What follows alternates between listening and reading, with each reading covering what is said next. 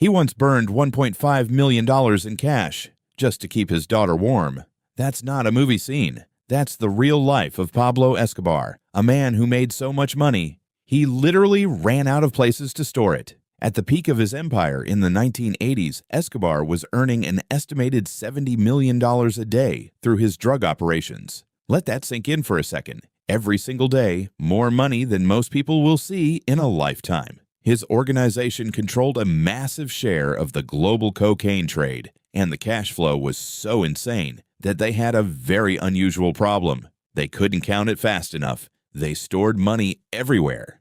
In warehouses, in safe houses, buried underground, even hidden inside walls. And because it was all illegal cash, they couldn't just walk into a bank and deposit it. So they stacked it in bundles tied with rubber bands. In fact, it's said that they spent thousands of dollars every month just buying rubber bands to hold their money together. But here's where it gets crazy. A significant portion of that money was simply lost. Not stolen, not spent. Lost. Rats would chew through stacks of cash. Moisture would rot it. Entire bundles would disappear because they were buried and never found again. It's estimated that Escobar lost nearly 10% of his money every year just from damage and misplacement.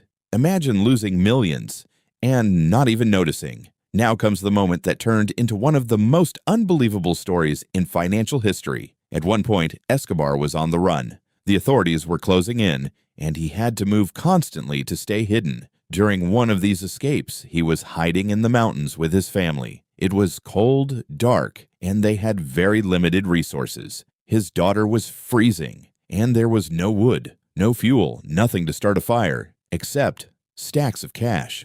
So Escobar made a decision that most people can't even comprehend. He took $1.5 million in cash and set it on fire just to keep his daughter warm. Think about that for a second. People spend their entire lives chasing money, saving every dollar, stressing over bills. And here was a man burning millions like it was firewood. That moment perfectly captures the absurdity of extreme wealth, especially when it's built on illegal foundations. When money loses its value, it stops being a tool and becomes just paper. But there's a deeper lesson here.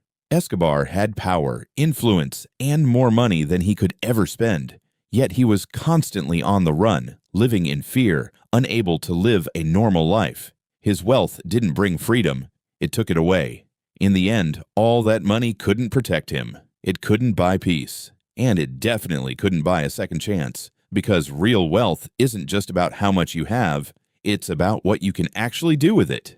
If a man can burn $1.5 million just to survive a night, then maybe the real question is not how much money you make, but what kind of life that money is creating.